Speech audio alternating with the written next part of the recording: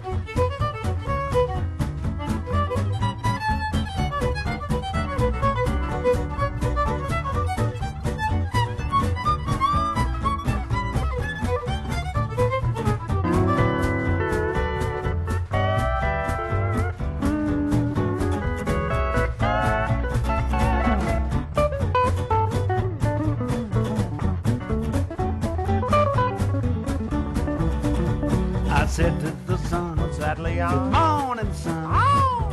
Rise and shine today.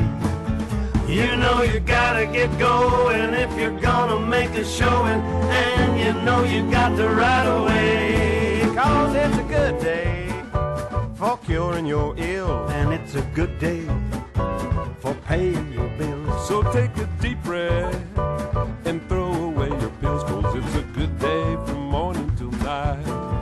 Yes, it's a good day from morning till night. Oh, it's a good day from morning till night. 'Cause it's a good day from morning till night.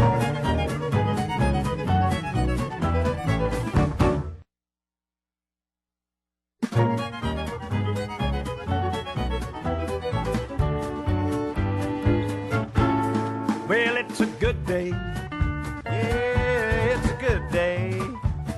Yes, sir, any day is a good day to be living in the beautiful Heber Valley area. And today's the day for the Up with Heber Valley show right here on Hometown Radio KTMP. Your host is Jon Jacobsmeyer. And if you're wondering what's going on in our area, John's probably got the answer for you. He might even throw in a few uplifting random thoughts about people and events in this beautiful spot on earth. So, sit back and enjoy. And now, here's John. Good morning, Heber Valley, and welcome once again to your favorite Friday morning radio show on KTMP in the beautiful, and I do mean gorgeous, Heber Valley. We have an interesting show today. I don't know what it is, but it's interesting. So right now I'm going to turn on this lady's microphone and let her introduce herself. Hi, my name is Angela Hartley, and I write new adult urban fantasy, and I am here to talk to you about the local authors that are here in town. Well, welcome. Well, thank you, John. Nice to meet you. Bettina says, and I always listen to Bettina because she's always right, but she says that some of the best minds come out of Midway. Oh, well, that's very sweet. Well, it's very true. I mean, we've had Michael McLean on the show from the Forgotten Carols. We've had Doug Osmond from the Osmond Second Generation. We had, too many to name. But they all say that none come from my neighborhood. Well, you have some pretty talented people in Heber, too. I have 2 people on my list here in that are local authors that live in Heber. Well, quick, tell us who. Well, we have Lahua Parker. She writes the Nahui Shark series, and this is a middle grade series that is about a boy who is allergic to water living in Hawaii. But you discover that he is actually a Nahui god, and that's why he can't go into the water, because he turns into a shark. And she is published through Jellyfish Press, and she has One Boy No Water, One Shark No Swim available, and One Truth No Lie is coming out this year. And she won the Golden Quill for middle grade at the League of Utah Writers Conference this year with this series. The Golden Quill. The Golden Quill, yes. She's very that talented. impresses me. I don't even know what it is. But nobody knows who she is, because her name is Michelle Parker, but she writes under Lahua Parker. And the reason why she's chosen a pen name is because she is Hawaiian, but she's blonde-haired and blue-eyed, so she doesn't look Hawaiian. And so she had to have a Hawaiian name in order to give her the street cred. Okay. Well, I have a daughter in Hawaii. I mean, come on. Yeah, but her sister looks Hawaiian, but she's blonde-haired and blue-eyed. You would never guess. Huh. And then we have Lindsay Johnson, and she wrote Fire of the Sea, and she's published through 4814. And her story is about a modern Little Mermaid with the Norse god twist to it. Okay. Yeah, then we're all fantasy authors. Well, of course. See, and I'm a straight nonfiction person. So. She's also a graphic artist. Oh. And some of her work is just incredible. And so Lindsay's a pretty cool See, person. if my listeners, where's the video button here? They could see you sitting there shaking your head, emphasizing your every word. They'd love you even more. Well, you know, I talked on panels at Comic-Con this year, and so I had to learn to animate my face a little as I spoke, because I'm soft-spoken. And so most people just don't even hear me when I talk. It's like it just goes right over their heads. You don't have a dark side? Well, yeah, I write. Oh, yeah. Well, when I talked on panels, I talked about sociopaths. Ah, there you go. And so most of my research is actually into demonology and... Well, there's a lot of that going on here. Yeah. And my novel, Copper Descent, is actually Pocahontas mixed with Paradise Lost, only with demon rock stars. And it takes place in Midway. And so the Zermatt's in it, and I pull in a lot of the Native American folklore and tie in religious myths into the Native American folklore. Well, that sounds interesting. Mm-hmm. Okay. Well, you told me before we went on the air that you've been here about 20 years. I have. Where'd you come from? All over the place. My parents didn't like to stay in one place for very long. Oh, a gypsy. Yeah. My dad was an alcoholic and my mom was LDS. And so it was quite the combo. It's a common story. Mm-hmm. And so as soon as people started knowing who my father was, my mom just wanted to pick up and go. Oh. Pretty funny stuff, really. So, yep, I've lived here for 20 years, and I've been writing for 10. Okay. So What got you started? my dad passed away, and Your dad died, so you started writing. I did, because it was therapy. Oh, okay. You're able to work through Writing so to much. him, about him, from him, what? No, just working out your feelings. Oh. And so you start putting them down, and then you're like, oh, well, I can actually Well, do my this. dad died, and that's how I moved here. Oh, well, there you go. I know. Mm-hmm. After the funeral, I took the loop and saw what a beautiful valley it was. And Mm-hmm. since I lived in L.A., I figured, oh, anything's better than that. But you talk on radio, so you get your feelings out that way, right? Okay. Sure. But there's actually 2 other writers in Midway, and that is Christine Haggerty, and she writes the Plague Legacy series, and her first novel, Acquisitions, is available, and that's Plague Orphans Sold as Slaves. Basically, Christine's degree was in history. And Bless her for that. yeah. I have one of those. And she studied the plague and how all of these children were left as orphans and put on boats to go to the Holy Land. And she thought about that in a modern context and created like this gladiator plague situation. It was pretty cool. And her second book's probably going to be out this year on that series. Well, what's the process of getting something published like that? I mean, I know you have to take a lot of rejection. Yes, it is a very long and drawn-out process that is very painful, and I think that writers have to be a little bit masochistic to go forward to do this. Because basically you put your heart out on a page, and then everybody tells you that it sucks. Sounds like being married. But that's part of the reason why we've created an organization now. It's called TUA, which is the United Authors Association, and that's an umbrella organization that has chapters underneath it, and Utah Fantasy Guild is under that. And what we want to do is we want to create a group dedicated to growing and the writing community and help people through all of those stages to get to where they need to go. Basically, there is no mentorship where writers are concerned. When you succeed, they disappear.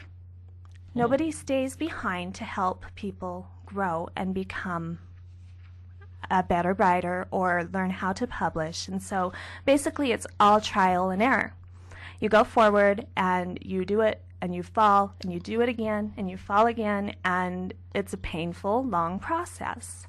But if you have a path where people can go and learn how to write the right way the first time and learn how to query and learn how to talk to agents, learn how to speak in public, that's a big one. Most people cannot stand in front of a crowd and speak their thoughts intelligently. Did you know that you lose half of your IQ when you stand in front of a group of people? Oh, that's a bad thing. Yeah, so you have 120 IQ and you're standing in front of a group and you're going, because you cannot think. You're too nervous about that. I'm an anomaly, though. That never affects me. When I was a missionary, I used to give street meetings on the corner. Get up and start talking. And so the only way to get over this fear is to stand in public and talk to people. That's true. And so we created these meetings where we would have people do presentations so they could get comfortable speaking in public. And so, just like you. Well, I don't know that I'm completely comfortable yet. I still have the nerves. You're doing pretty good on the mic. Oh, well, thank you. I still have the nerves come forward. I'm at a Comic-Con. It was funny. It was the first time that I had spoken in a big event like that. 600 people in the room. And I am on this panel about strong women. And I'm sitting there, and they come around to me, and somebody took the woman that I wanted to use as my figure, and my mind went blank. And I'm like, and I started babbling about this person whom nobody even knew, right? And I realized that I was babbling, so I stopped and I said, this is my first panel, and I'm really nervous. I'm going to say raspberry, and you're going to say slushy, and you're going to give me a second to think. And the crowd goes, oh, and they feel bad for me. And I said, raspberry, slushy. Nope, that didn't help at all. So I moved him on to the next person. I'm like, I am so sorry. But I never thought I would freeze like that. But I did.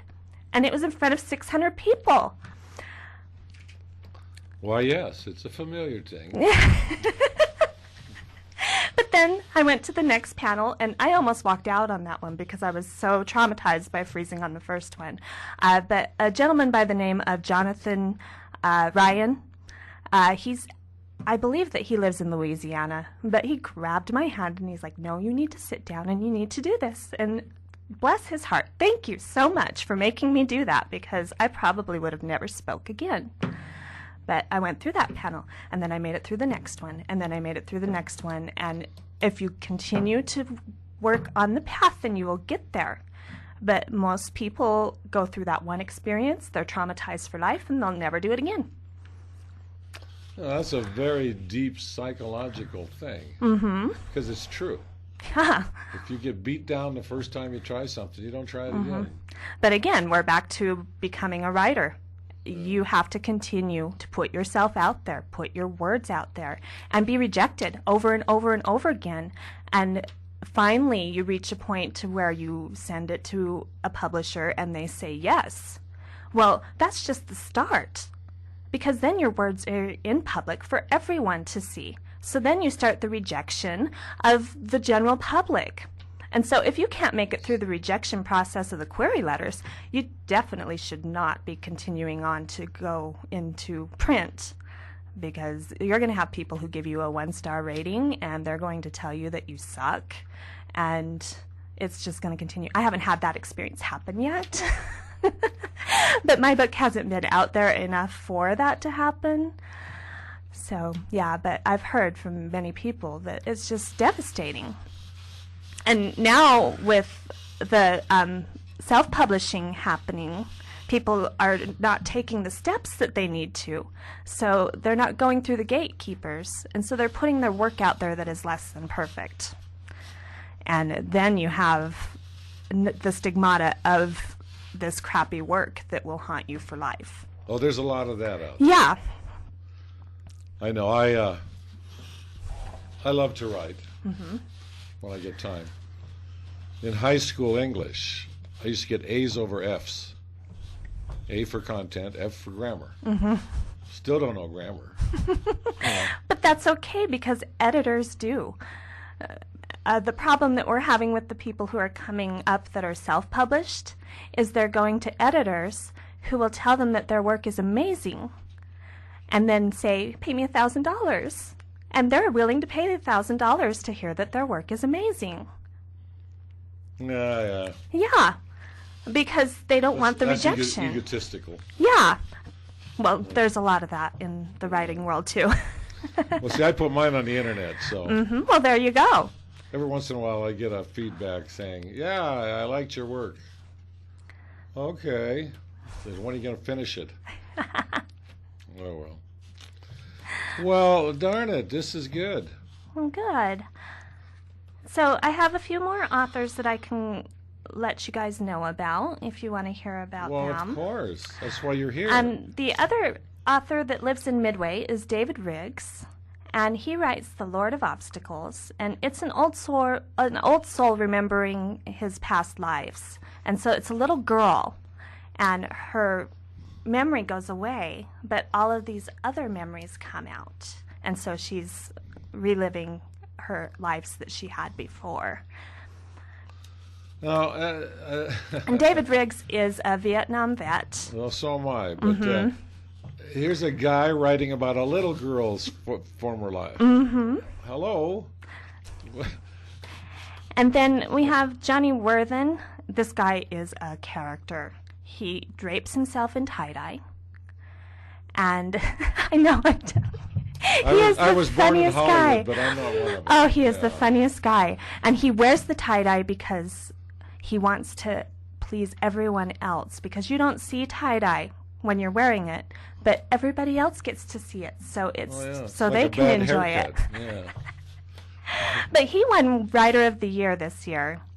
And he lives in Sandy. And he also won the Golden Quill for the young adult. And his book, Eleanor the Unseen, is about a skinwalker in Wyoming.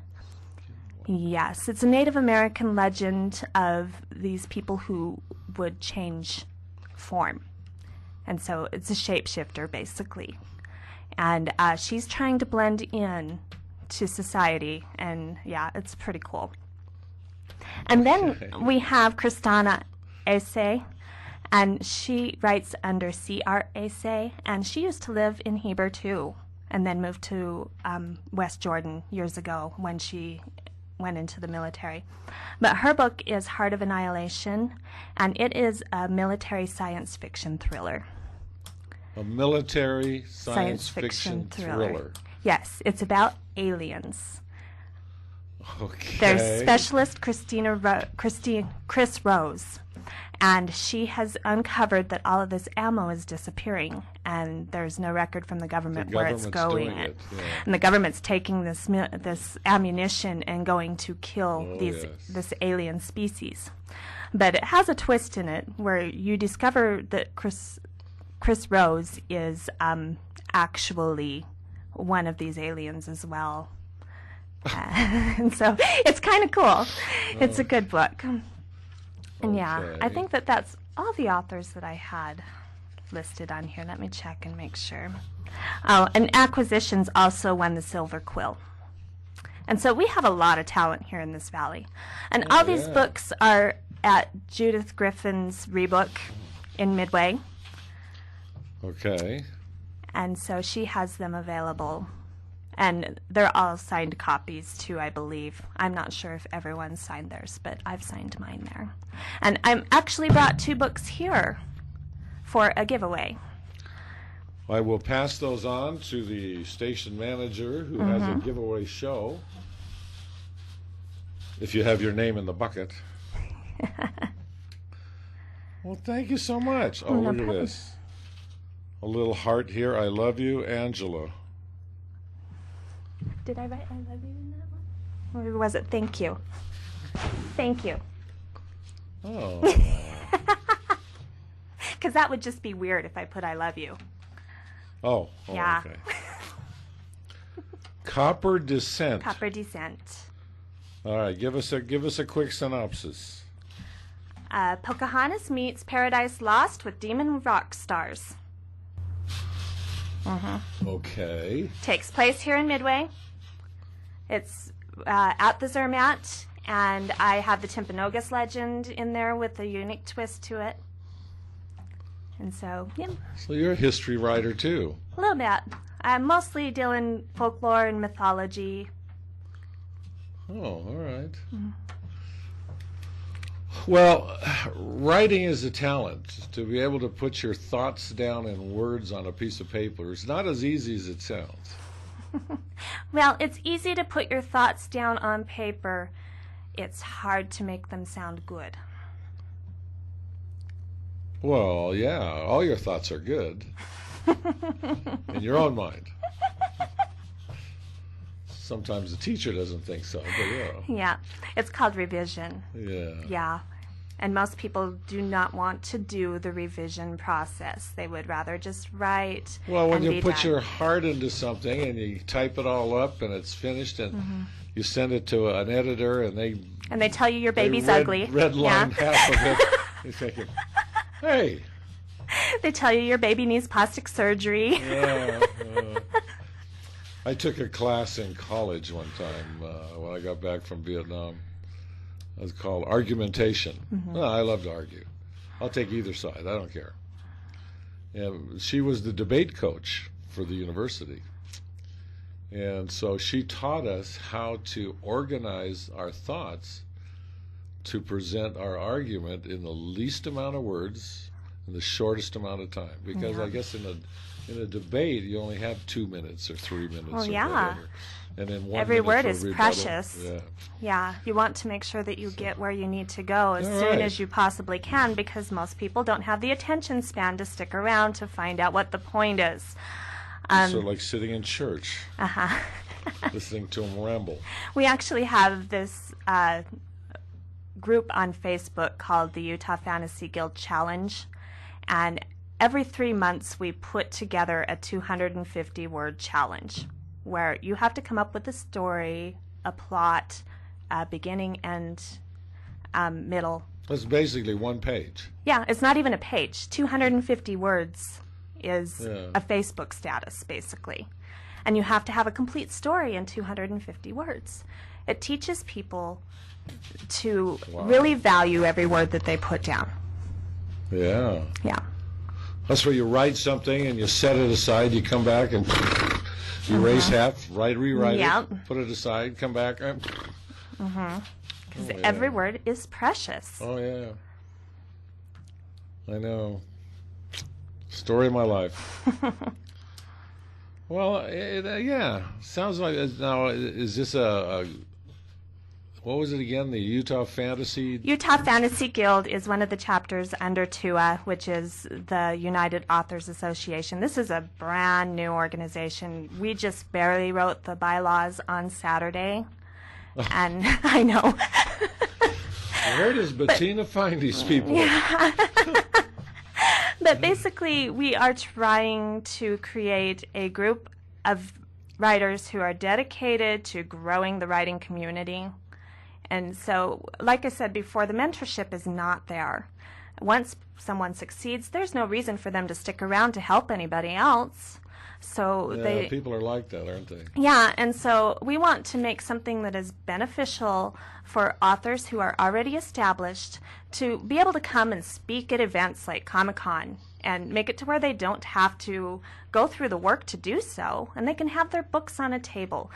But yet they are there so they can mentor the people who are behind them and tell them where they got, introduce them to the people that they need to know, look over their query letters, help them become what they are. And so that is kind of what our ultimate goal is. And we also want to give back to the community. And so we had a situation a few years ago where there were several authors who went through schools and promoted their work instead of promoting education. And so the schools kind of learned, well, they're just kind of wasting our time. They're not really teaching our kids anything. We don't want authors to come to schools anymore. And I go in and I teach creative writing in classes. I've done it in the Valley many times. I just have my kids in class. I'm like, I would be happy to come in and teach you creative writing. So we want to make it more about teaching these kids to grow up to be writers rather than about selling our work. So we can have the generation behind us move forward. Well, we don't have a good bookstore here in the Valley. That's one of the things that we don't have. Well, we have Rebook in Midway, which is used books, but she does carry some of the new stuff. But yeah, most people don't buy books in bookstores anymore. They're more like a kind of a display lot is what I like to call them. Most people buy their books on Kindle or Nook and use the electronic ones because they don't take up space in the home. Books are becoming kind of a novelty where if you have the book, it's because you really loved the story and you wanted to have it in a physical copy. So people go into bookstores to browse, to pick up a book and look at it and see what it's about, feel it, and then they go home and they buy the Nook because it's half the price. And you don't have to take up the space on your shelves. So we're moving in that direction. How else are you going to prove what a wonderful intellect you are if you don't have a whole bunch of books nobody's ever read? And we still have the books there, yeah. But they do take up space. And we're becoming more about having the clutter gone in our society, I think. One of the authors here in town that I enjoy, I've had him on my show several times. In fact, I carry his book in my bag here. Corbin Gordon, who writes The Way We Think. His poetry for his children and stuff, it's like we would talk to him. It's really interesting. I keep bugging him to get his second book published, but hasn't done it yet. He's a lawyer. What can you say? You know? Yeah, and publishing is a lot of work. And once you publish, you don't write for a little while. And so that's difficult. Well, that's because you keep waiting for the money to roll in, but it never seems to get here. It's all of the promotion that you have to put behind the book. It's a lot of work. Yeah. I spent the entire summer just promoting. And did you do any good? Not really. That's the sad part. Yeah, that is discouraging. Yeah, and I don't plan to. Basically, you consider 5 books in 3 years, and you might make it. And that's the path. And if you cannot produce 5 books in 3 years, people are going to forget about you, and they'll just go about their own merry way. But that first book, you're just basically sticking a little pebble in a huge ocean, and you got to make a bigger splash than that. Well, now that I have the Dragon on my computer where I just have to sit there and talk and tell stories, and it prints it out for me right there. Yeah, that is awesome program, isn't it? It makes it better, yeah. But it's still, you know, it's amazing what can come out of the human mind. I have dreams that are so fantastic. Places I've never been. I'm talking to people I don't know, doing things I've never done. And it's all as if I'm really there. Yeah. You know, I don't realize I'm dreaming until I wake up. And then you're like, dang. Yeah. So the computer that we have inside of our brain, besides storing in our hard drive, it does come up with its own stuff. Well, you know, John, we're only using 10% of our brains. We're lucky if they do that. Yeah. And so all this other stuff's going on in there that we are not aware of. And we are taking in all sorts of things that we do not realize. Because, yeah. And so, yeah. So, yeah. That's just like when I sit at my desk and I'm listening to my computer running in the background, doing stuff on the hard drive. I'm thinking, wait a minute, I didn't tell you to do anything. What are you doing? I think our brain works about the same way. No matter what we think we're thinking, it's doing what it wants in the background without you. Yes, because there's all sorts of stuff going on, and level of consciousness that we're not aware of. Yeah. I think the air's too clean up here. Yeah, maybe that's it. That's why I dream so well. I don't know. I think that there's something in the water in Utah. Oh, my well water is pristine. Yeah. Because a lot of talent comes from this state as far as movies and writing is concerned. You know that they have talent scouts come from New York to look for people in this state because so many fantasy authors come from this area. And I think I don't know, there's just something about fantasy here. It connects. Well, yeah. We live in a fantasy world here. Trust me. None of this is real. As I sit here and watch 50 tankers drive by during the hour. Oh. Well, Angela, it's so nice having you come in. I hope you come back and report in, you know. I keep saying that to everybody. Nobody ever comes back. Yeah. But. Well, if you ever want me back, I would be happy to come. So. Okay, what are you doing next week? No. That's the day after. Well, it was sure nice visiting with you, John. Yeah. Well, I wish you luck in your endeavors. What was it? The Utah Fantasy? Utah Fantasy Guild is the chapter that I'm working with. And the parent organization, which will eventually take on more genres than just the fantasy, is United Authors Association. The United Authors Association. So TUAA. Okay. And there's not very much information on us yet. Like I said, we're just brand new. But you can look us up on Facebook under Utah Fantasy Guild. And if you are a writer, come play with us. Come join the Utah Fantasy Guild challenge and write your 250-word pieces. And let's promote it and get to where we can do that together. Oh, well. You folks out there can't see me blushing, but she's beautiful. Got blue eyes, gorgeous. Okay. Yeah. When do you meet? Do you have regular meetings, or you just? We meet on the first Thursday of every month, but the meeting generally travels, and we have been meeting in Sandy or in Orem. Because if you haven't noticed, everyone thinks that it's farther to drive when it's away from Salt Lake. And so when you ask if you can meet in Heber, they're like, that's too far. But it's okay for people from Heber to drive to Salt Lake. Well, of course, yeah. It's much closer. It's a 100-mile round trip to Salt Lake. And so, yeah, that's where we've been holding our meetings. But we also have the League of Utah Writers meeting here in town. And that is the third Thursday of every month. And it's at the... You meet at the Midway We Town actually Hall no, upstairs? we actually meet at the library at 6 o'clock on those nights for critique. Really? Yeah. Okay. And so if there's anybody local who wants to just get in and start working on critique and fixing your writing, Michelle Parker is just, this woman's mind is amazing. She has an editor's brain. She used to work in television. She has done everything. And I just wish I had half her brain. Because, wow, yeah. She is amazing. Don't wish for what you don't want. Yeah.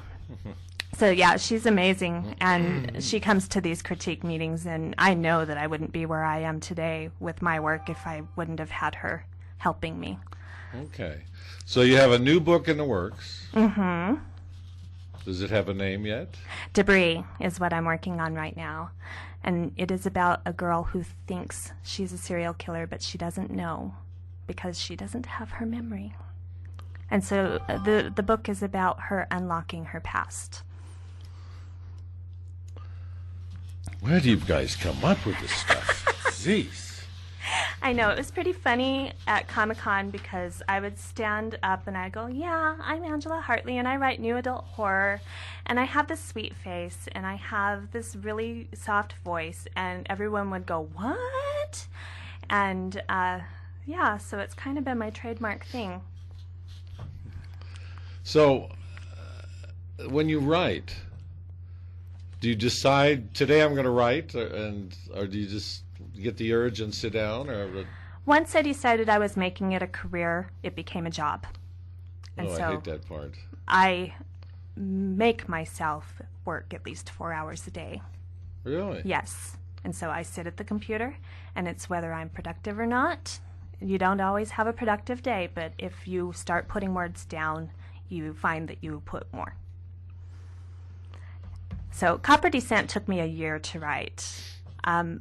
My second novel, which I'm not publishing yet, Iron Resolve, which is a part of this series, it only took me about 6 weeks to get the rough draft done. And so once you get to where you can put a novel down, you learn very quickly how to continue to do it and how to tell a story effectively the first time. It's just a matter of getting it done that first time. Wow. See, you've piqued my interest here. Okay. Okay. Well, I hope to take advantage of this. Yeah, Except definitely. the first time I submit my work to one of you people in the Literary Guild to critique it, and you say anything bad, that's it, I'm out. And that is why people will pay $1,000 to have an editor tell them that their work is lovely. It's lovely. Yeah, and then they publish it, and they're like, nobody bought it. Oh, they just don't get you. Yeah. Oh, yes. The system we live in. Mm-hmm. All right, Angela Hartley, author, or authoress, or authorette, however you'd say that. Thanks for coming in. Thanks for having me, John. Cool.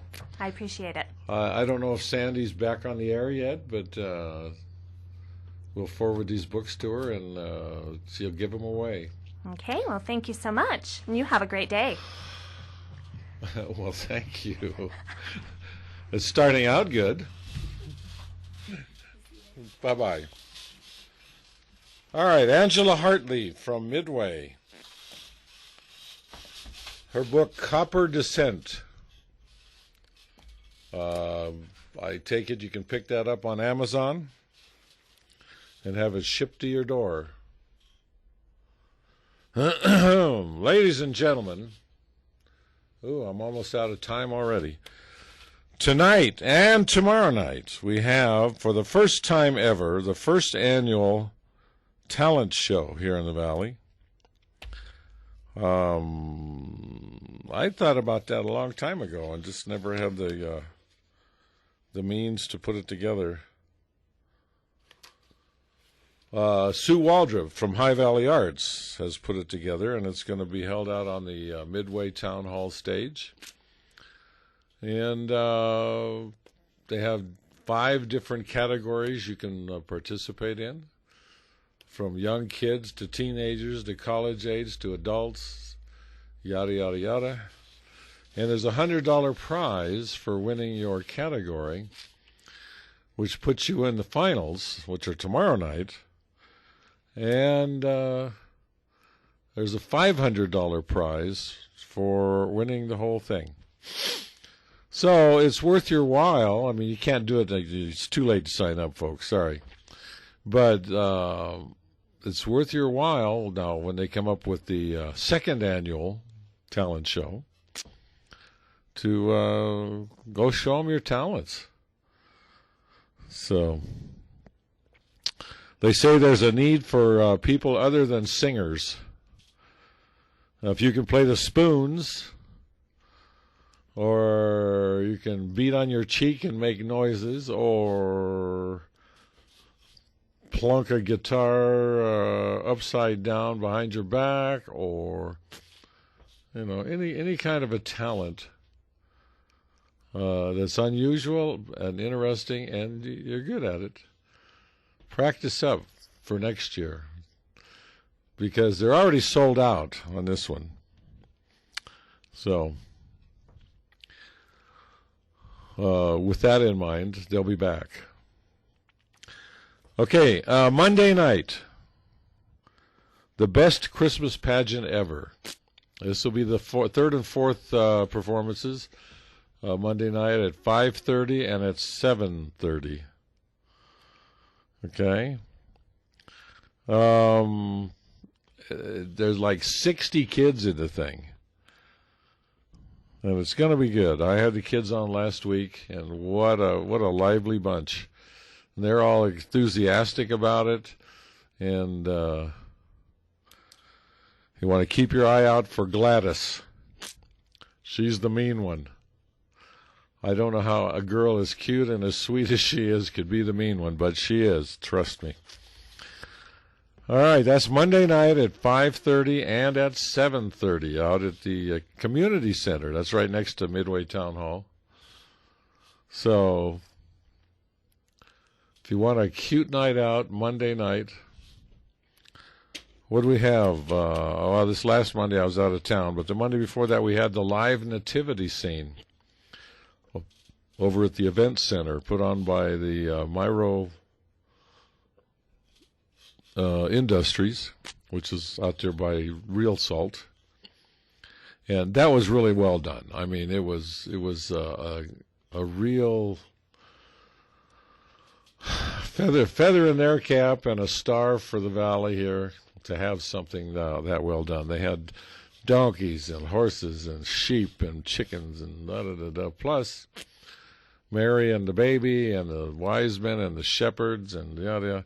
And they read the story from the Bible and acted it out right there on the stage. They had bleachers set up.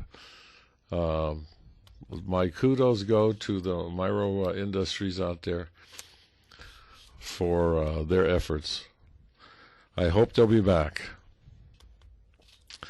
Okay, right now we still have the Santa train running, which takes you down the canyon a little bit, then you come back to Santa's house or whatever, and you get to visit with him and tell him what you want for Christmas, and hopefully, if he has it, he'll give it to you.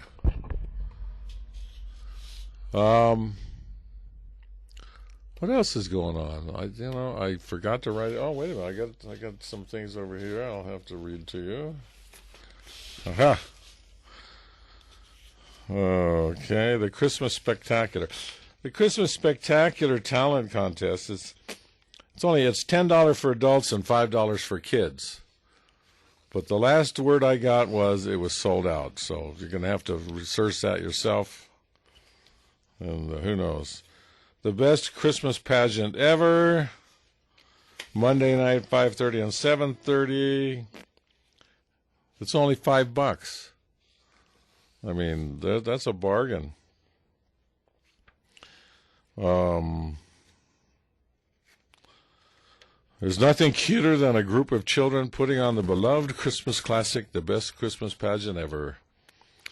Join us at the Midway Community Center for 4 wonderful performances, of which there's only 2 left, starting at 5:30.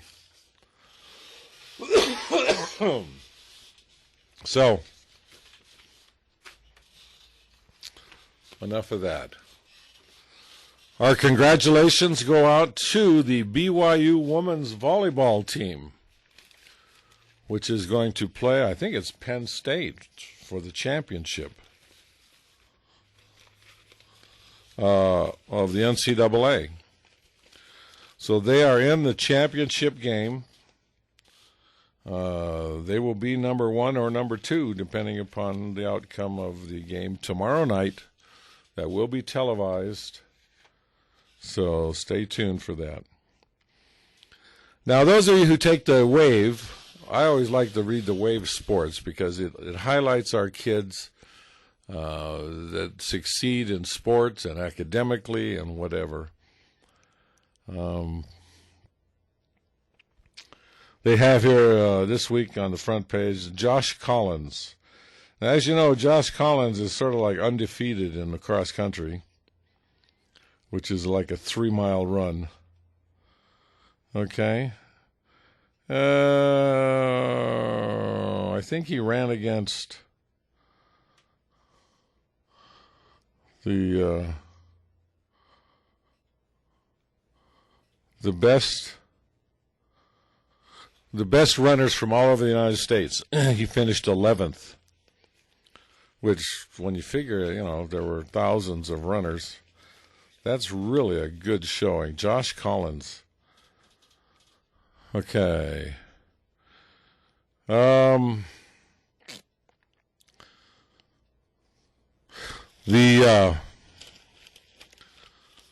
paper here is congratulating those that made the first team in the region and so forth. We have Jace Wright, who's second team All-State and second team All-Region. Skylar Southam, who took second team All-State and second team All-Region. Cade Cloward, who took first team All-Region. And Jake McNaughton, who took first team All-Region. Now, these guys, I mean, you'll see these same names over and over again. After football comes wrestling, and we have some wrestlers like Peyton Mayer. They had an article on him last week where he went into a wrestling match kind of thing. He wrestled 5 times, won all 5 of them, and his total time on the mat was only 7 minutes and 16 seconds or something like that. He got quick pins in a lot of them. So Spencer Haywood, you remember him in football? He was a halfback or fullback and basically won the game all by himself when he was healthy. Suffered from a knee injury. He got that fixed and is now a wrestler. We have Ben Voss, an honorable mention in the region. Garrett Davis, an honorable mention in the region. Jake Davis, an honorable mention in the region. Joseph Forbush, an honorable mention. And Cade Trowbridge, an honorable mention. So we have wrestlers that are being recognized. And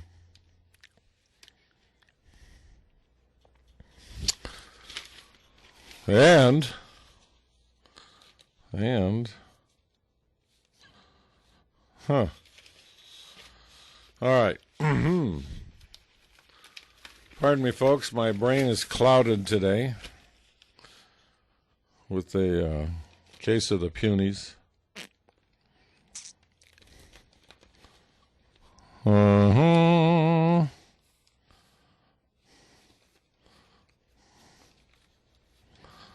Okay, Friday. It's supposed to get up to 40 today. Oh, man.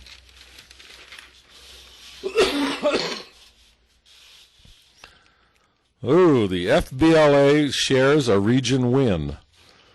Our future business leaders of America is an awesome group of kids, and they took first, I think first in the state last year, and now they're tied for first in the region. So we'll see what happens when they get to state. Okay. The Wasatch High School FFA held its annual turkey sale. The winning turkey, listen to this, 43 pounds, 43.39 pounds. Folks, that's a big turkey. So, and the average sale price reached an astounding $347.18 per bird. Excuse me. So, our kids did well. Our kids are always doing well. All right. Well, the academic decathlon, they did good in their first meet. The Audubon bird count, I think, is tomorrow. Oh, no, it's January 3rd from 8 to 4. Kerry Hobbs went on that last year. And he said it was really interesting to see just how many different birds there are over in the hot pot area over there where the water's warm.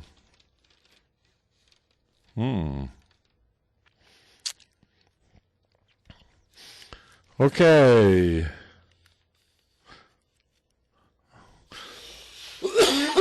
Oh, excuse me again. At the movies.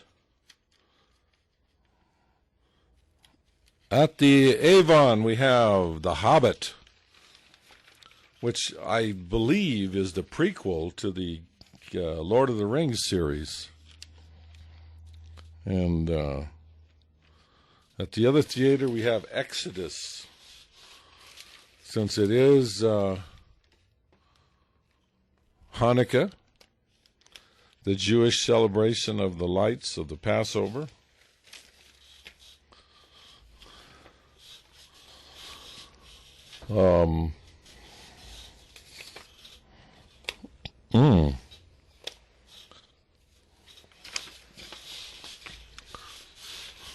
Well, okay. I hate that dead air space.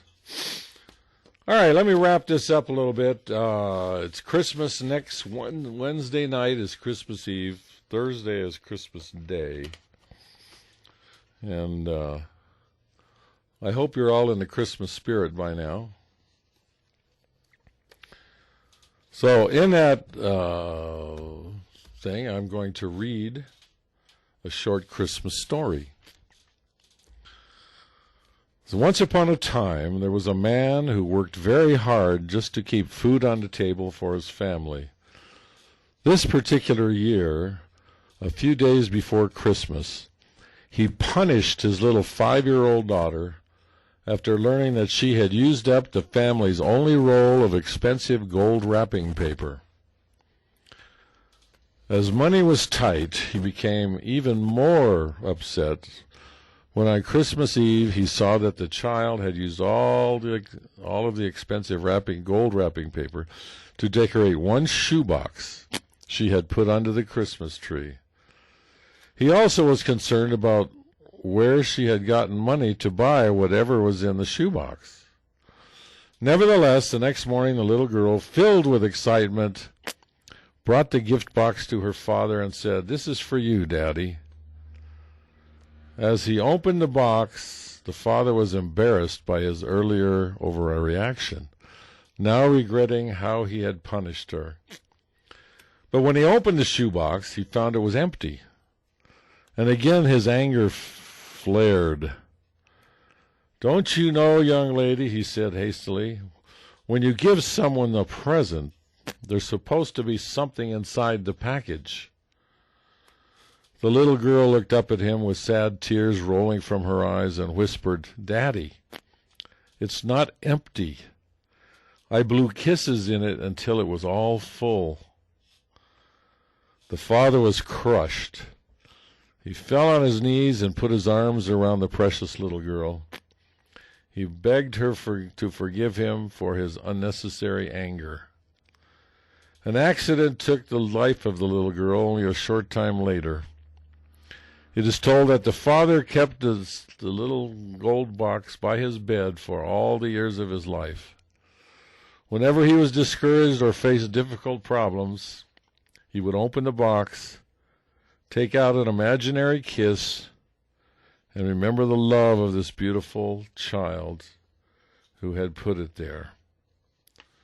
It is the very real sense each of us have been given an invisible gold box filled with unconditional love and kisses from our children, family, friends, and God. There's no more precious possession anyone could hold. So in that spirit, with Christmas next week, take my advice. You don't have to, but it's a suggestion. Is if you really want to get in the Christmas spirit, do something for somebody anonymously. Don't expect to be given accolades or thank yous or anything. Just do it. And don't let them know you did it. And you will feel much, much better about Christmas. Okay? There's enough places around this valley where you can donate things, food, money, clothing. And all these people are doing this for good, to make our little valley here a better living place. So do something anonymously. Just do it because you want to. Not necessarily because you have to. All right. That's all I got for today, folks. Thanks for listening. If you want something to do, take the train. Go to the talent show. Go to, I don't know, there's about 10 different things on the agenda, but I forgot to write them down. Monday night, don't forget the best Christmas pageant ever. It's only $10. Oh, it's only $5. Oh, excuse me. The talent show's $10. The best Christmas pageant ever is only $5.